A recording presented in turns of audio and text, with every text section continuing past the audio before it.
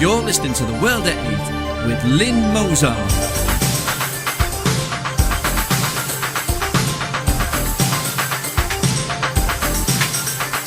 The World at 8, the number one in nationalist news. Highlights of the news today, Monday the 6th of January 2014. Frightening Royal Navy's 24-hour scramble to challenge Russian warship coast. Saddening 5,000 children under the age of consent with sexually transmitted infections last year. Maddening, Romanians and Bulgarians coming to work in Britain can avoid paying tax in UK. Coalition row, Merkel tries to defuse poverty immigration debate. Bulgaria bans foreigners from buying land. French city with 40% Muslim population is the most dangerous city in Europe. Chechen terrorist challenges Russia ahead of Olympics. Obesity quadruples to near 1 billion in developing world. Zimbabwe imports 150,000 tonnes of corn from South Africa to avert hunger as millions face starvation. Thought for the day, apparently EU migrants need not apply. And finally, a man's best friend, and it's true. UK news. Royal Navy's 24-hour scramble to challenge Russian warship. The Daily Mail reports a truly frightening story. A fully armed Royal Navy warship was scrambled to challenge a missile-carrying Russian vessel in the waters of Britain just days before Christmas, defence sources revealed. In a calculated test of Britain's reduced naval capacity in the North Sea, the Russian warship came within 30 miles of the coast. It was detected nearing Scotland, but the only ship the Royal Navy had available to respond after Ministry of Defence cuts was in Portsmouth, resulting in a delay of 24 hours until it was in position. The threatening approach towards Britain's territorial waters triggered a top-secret Navy and Air Force operation coordinated by the military top brass at the Permanent Joint Headquarters PJHQ bunker at Northwood, just outside London. RAF reconnaissance aircraft tracked the progress of the Russian warship as it neared North East Scotland, and the tension heightened when aerial photographs revealed the ship was carrying a full payload of guided missiles. Commanders at PJHQ decided to send the new Type 45 destroyer HMS Defender, which is Britain's immediate response ship during a national security crisis. The Russian ship waited in the Moray Firth, a stretch of water that flows into Loch Ness, for Defender to arrive as if her captain were recording the Navy's response times. At the time Defender was in dock at Portsmouth, her crew were forced to make the 600-mile journey around the coastline because budget cutbacks meant there were no maritime patrol vessels sailing off Scotland. World at 8. This is a clear case for the reversion of all foreign aid to other countries back into the UK. We need to build up our armed forces, not dumb them down like our UK population. Saddening. 5,000 children under the age of consent with sexually transmitted infections last year. More than 5,000 children under the age of legal consent were diagnosed with sexual infections last year, and some of them were aged as young as 11. Across the country, 5,386 youngsters under the age of legal consent were treated for chlamydia, gonorrhea, herpes and other conditions. In a decade, the number of reported cases of children with sexually transmitted infections has more than doubled from just 2,474 in 2003. There were 90 children aged 12 or younger diagnosed with STIs in 2012, according to figures released to Mail Online. Doctors fear the cases may represent just the tip of the iceberg because many youngsters will be too scared to go and see a GP about their embarrassing problem. Other children will not even realise that they have problems, as some conditions such as chlamydia, which can lead to infertility, often do not have any symptoms at all. Charities said easy access to online porn meant thousands of school children, barely into their teenage years, are getting their sex education online. Over the last 3 years, 16,707 children under the age of 16 have been diagnosed with sexually transmitted infections. World at 8. Our government needs to tackle this, but perhaps they have. What better for a Marxist multicultural country than an entire generation of indigenous children unable to produce? Social engineering at its best via the media, comics and the web. These are diseases that prosies, men about town and gay men used to get. They'll probably open VD clinics in kindergartens next. Of course, Muslim grooming and sex traffickers don't help either, do they? Maddening. Romanians and Bulgarians coming to work in Britain can avoid paying tax in UK. EU rules allow migrants posted to Britain for less than 2 years to pay national insurance and in certain cases income tax in their own countries. The basic tax rates are at a much lower rate at the migrants' home countries, and almost 100,000 EU immigrants are already in the UK benefiting from the regulations. In Bulgaria the flat rate on tax is 10% and in Romania 16% of earnings, compared to the basic UK rate of 20% tax and 12% national insurance.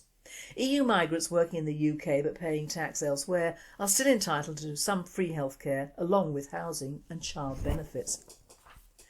Andreas Scher, head of Romanian recruitment agency Jobs Recruit, told the Sunday Telegraph it was legal for temporary workers who migrate to pay tax in other countries. European news. Coalition row. Merkel tries to defuse poverty immigration debate. The debate over poverty immigration to Germany has escalated inside Chancellor Merkel's governing coalition, prompting her to step in and seek to calm fears as Bulgarians and Romanians gain access to the European labour market. German Chancellor Angela Merkel on Friday indirectly entered into a debate with her governing coalition about controversial calls by Conservatives to restrict welfare payments to immigrants from Bulgaria and Romania. The calls, which included the slogan "Those who commit fraud are out" and a suggested 3-month ban on welfare payments for immigrants, came in response to the January 1st opening of European labour markets to residents of the two countries, which are amongst the European Union's poorest members. World at 8. Merkel will do nothing but sit on the sidelines with this one. It's all in the plan, my friends, all in the plan. Bulgaria bans foreigners from buying land. Bulgaria has incited fury after banning foreigners from buying land in the same week that its citizens gained the right to work anywhere in the EU. The country, which has seen restrictions lifted on 7.3 million Bulgarians to live and work in Europe, has reinforced a ban stopping non-Bulgarian nationals from purchasing agricultural plots. But the move has prompted accusations of appalling hypocrisy and breaches the agreement which let Bulgaria join the EU in the first place. Bulgarian President Rosen Plevneliev does not support the ban, describing it as a wrong, and has admitted the move could cause serious problems for the country's image in Europe. Bulgaria's ban was due to expire on January 1st, but rebel MPs passed a law in October among fears that land, which is 10 times cheaper than elsewhere in Central Europe, would be snapped up by foreign property investors. World at 8. So the Bulgarians are a whole lot brighter than we give them credit for.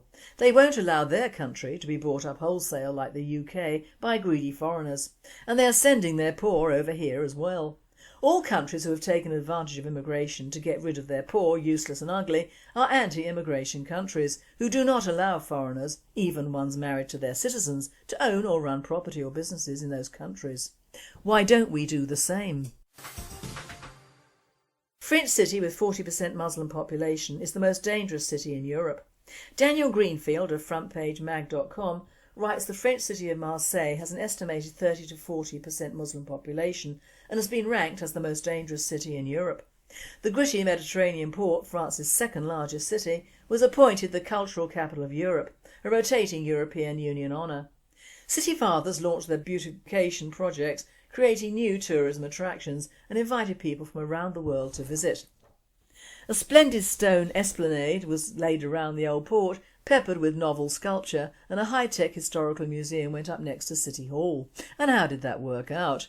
The eruption has refocused attention on Marseille's long-standing reputation as a European drug smuggling hub, a place where entire neighbourhoods have slipped away from police control and fallen under the command of gangsters who earn millions importing and selling North African hashish and settle turf disputes with AK-47 assault rifles. Marseille is sick with violence, Interior Minister Manuel Valls said.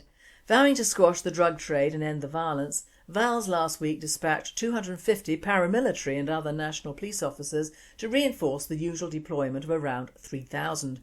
The night after they were deployed, with television cameras in tow, another body was found burnt to a crisp with a bullet in its charred skull, the execution method local traffickers call the barbecue. The next day 2 Turkish immigrants were shot and wounded, and a pair of youths driving by on a motor scooter opened fire with a pistol on a third man, wounding him in the legs. Marseille doesn't have a violence problem, it has a Muslim immigrant problem. World at 8, so will we quite soon. World news. Zimbabwe imports 150,000 tonnes of corn from South Africa to avert hunger as millions face starvation. Zimbabwe's Agriculture Ministry says it's importing 150,000 tonnes of corn, the nation's staple food, from neighbouring South Africa to avert a looming food crisis as millions face starvation. Deputy Agriculture Minister Davis Mara-Pires said Friday the government has so far received 300 tonnes which will be distributed to hard-hit parts of the country, state media reported. The United Nations estimates at least 2.2 million Zimbabweans will need food assistance before the next harvest in April. Zimbabwe only managed to produce 800,000 tonnes of corn last year. Annual consumption is 2.2 million tonnes. Before the chaotic and often violent seizures of thousands of white-owned farms in 2000, Zimbabwe was a self-sufficient regional breadbasket and a major exporter of corn. World at 8, that'll teach him. There's a joke going the rounds about Mugabe. Apparently he stated yesterday, "I want the people of Africa to treat me the same way as they treated Nelson Mandela." Morgan Tsvangirai immediately responded, "What a great idea, let's start with 27 years in jail." Obesity quadruples to nearly 1 billion in developing world. The number of overweight and obese adults in the developing world has almost quadrupled to around 1 billion since 1980, says a report from the UK think tank. The Overseas Development Institute said that 1 in 3 people worldwide was now overweight and urged governments to do more to influence diets. In the UK, 64% of adults was classed as being overweight or obese. Globally, the percentage of adults who were overweight or obese classed as having a body mass index greater than 25 grew from 23% to 34% between 1980 and 2008. The majority of this increase was seen in the developing world, particularly in countries where incomes are rising, such as Egypt and Mexico. Chechen terrorist challenges Russia ahead of Olympics. Chechen rebel leader and Russia's most wanted terrorist, Doko Umarov, has ordered his followers to sabotage the upcoming Winter Olympics in Sochi with whatever it takes, including attacks on civilian targets. The Winter Olympics in Sochi kick off on February the 7th, but concerns over terror attacks are already very real. Fears have grown since 2 recent attacks on the Russian city of Volgograd, which left 34 people dead, especially after Russia's public enemy #1, Doko Umarov, said he was prepared to use maximum force to prevent President Vladimir Putin from holding the event. In a July 2013 video message, Umarov had already called on his followers to use any methods allowed by the Almighty Allah to sabotage the Games. Thought for the day: EU migrants need not apply. Well, it's all hotting up, isn't it? And by that I mean the immigration scandals, all the figures on benefits, and the cherry on the cake was a newscaster last night actually saying these following words.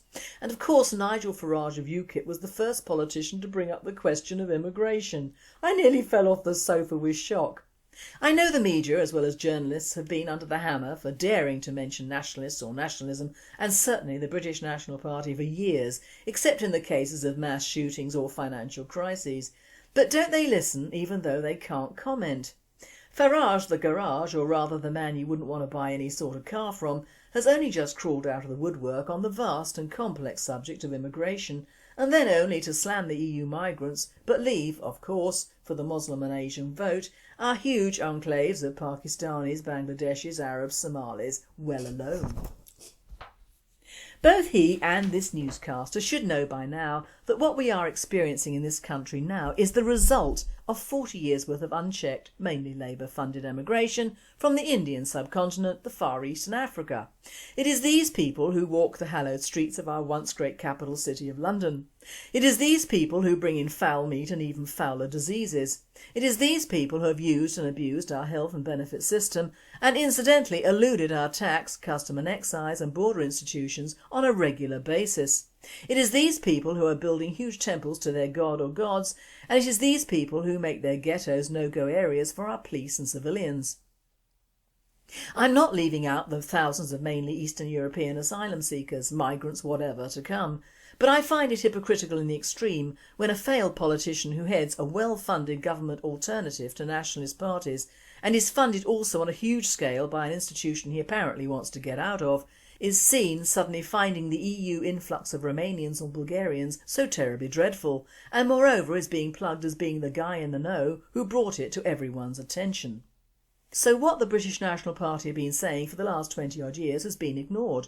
No, not really. It has been the main reason why the media and the goodly portion of our liberal lovies, university retards and Marxist opponents have taken every opportunity to slam dunk us at every titch and turn. And we were and still are right about immigration and the effect it has had and is having on our country. UKIP has been quoted as being in agreement with portions of the famous and prophetic speech by Enoch, but of course with reservations, and is now being denied because that would make UKIP racist, wouldn't it? Now the Romanian and Bulgarians are mostly already over here, but of course there will be hordes of others, as the UK is apparently over the recession. Well, I say were, because with the influx of thousands of these cheap workers, our minimum wage will stay and all the jobs open will be filled by these EU people. One, interviewed after a fashion on ITV, could barely speak English, so of course will take a job with others of his kind, which is why no one wants to employ the English youth, because their cheap workers don't want to work with them, but with their own people in a foreign country. All bloody ridiculous really. We are nothing short of a self-fulfilling disaster area, whilst giving not only our jobs away, but we are enabling an entire generation of foreigners, whether from the EU or not, to stay here and breed and use facilities for which they might or might not just start paying into. On the 2011 graphs of births in Britain and where they come from, the highest percentage comes from the Indian subcontinent at 10%, but bear in mind this is over 2 years old and doesn't include Bangladesh or Pakistan, which are 3 and 4% extra. They placed the Poles second with 5%, half that of the Indians alone. Fine as it goes, but as ever, what's totally admitted is this, that despite the vast number of immigrants coming from the EU, they still represent a minority of the total numbers coming into the country. By far the largest numbers still come from Asia and Africa. My point being, this fuss is too late and too little. All the political parties will be jumping on this bandwagon and to no avail. No rules will be put into place because every time someone mentions capping the migrants, someone somewhere comes up with either an EU ruling on human rights, which incidentally doesn't cover you or I, just foreign migrants and criminals, or the Marxist left will accuse everyone of being racist. And the media will feed off the results and the migrants will still keep coming because no one ever tries to stop them or even discourage them. Now I'm a nationalist talking to nationalists. You know the language we have to use even to be published, and it is the language of deception and lies. Being a nationalist, I respect other nationalists in other countries and I would hope they respect us. It isn't racist to want to protect your country or your people from foreigners. Those people who come over to bleed us dry on the pretext of working to help us, when in fact they're taking away our jobs and land and services, would see themselves as nationalists, would they? Leaving the sinking ships of their own countries, or in many cases countries which receive huge amounts of money into their coffers from the UK, or countries they have allowed to become unlivable in through their indifference or fear, how can we expect rats who leave sinking ships to respect any form of nationalism when it clearly doesn't suit them to do so? Enoch said we were sleepwalking into disaster, and we are, and have been for the last 50 years in reality. We were technically full after 10 years of Asian, West Indian and Chinese immigration, let alone the last 40 years. We are now the most closely packed country in Europe and indeed out of sodding Japan the world. And yet we give publicity time to an idiot who harps on about Eastern Europeans and what effect they will have. Well, Garage Man, they won't have as much effect as all the ethnics who have come before. It is just when enough is enough, no one has listened in the past and it appears no one will again. I know when the average person thinks of an Asian they think of the nice new doctor in the practice, and when they think of a Romanian they think of the ghastly Romas, and of course such comparisons are odious but true. But the sad fact is that apart from the very early immigrants and many of the early professional people, we are full up as far as professional or semi-skilled jobs are concerned. We don't have enough hospitals taking on our own trained people, and yet they advertise abroad in India. We've sold out our farms to the Euro migrants wholesale, and not because of lazy Brits, it's because Brits are not wanted to work alongside the thousands of Eastern Europeans who have cornered the market thanks to our greedy fruit farmers, the supermarkets and the sheer number of people in this country we have to feed. To sum up, anyone leaping on the immigration wagon is too late. That train has left the station and it will need hard times and hard terms to put right nearly 50 years of bad handling. To sum up, a little ditty for you to have a laugh over. Heaven is where the police are British, the chefs are Italian, the mechanics are German, the lovers are French and it's all organised by the Swiss. Hell is where the police are German, the chefs are British, the mechanics are French, the lovers are Swiss and it's all organised by the Italians. And finally, a man's best friend, and it's true. This presenter is an unashamed cat person. All sizes from lions to our domestic Felix love 'em. But I also appreciate the place that dogs hold in English homes and have a snippet of news which I didn't know prior to my little Chinese doggy article, which although I sent to the various embassies involved of course yielded not even the courtesy of a reply. Apparently in Thailand it's illegal to eat dogs, so the gangs there capture local pets and string them together in bundles and take them to China, Vietnam and Korea where it is legal to eat canines. Of course the idiots in those countries seem to think that a stressed animal delivers better meat, hence the boiling alive and the horrific killings of these poor animals in front of their companions, so they know what's going to happen.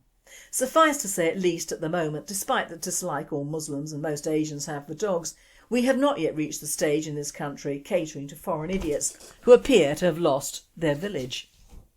So on a happier note, here are some sayings about doggies which are profound and funny all at once. If there are no dogs in heaven, then when I die I want to go where they went. Will Rogers. One reason a dog can be such a comfort when you're feeling blue is that he doesn't try and find out why. Unknown author. The average dog is a nicer person than the average person. Andy Rooney. Everything I need to know I learnt from my dog. When loved ones come home, always run to greet them. Never pass up an opportunity to go for a joyride, and allow the experience of fresh air and the wind on your face to be pure ecstasy. Unknown author. If you pick up a starving dog and make him prosperous, he will not bite you. That is the principal difference between a dog and a man. Mark Twain. A man may smile and bid you hail, yet wish you to the devil, but when a good dog wags his tail, you know he's on the level. Unknown author. There's no psychiatrist in the world like a puppy licking your face. Ben Williams. Scratch a dog and you'll find a permanent job. Frank P. Jones. Don't accept your dog's admiration as conclusive evidence that you are wonderful. Ann Landers. Properly trained, a man can be a dog's best friend. Corey Ford. I wonder if other dogs think poodles are members of a weird religious cult. Rita Rudner. If I have any doubts about immortality, it is that certain dogs I've known will go to heaven, and very, very few persons. James Thurber. My goal in life is to be as good a person as my dog already thinks I am. Unknown. Dogs love their friends and bite their enemies, quite unlike people who are incapable of pure love and always have to mix love and hate. Sigmund Freud.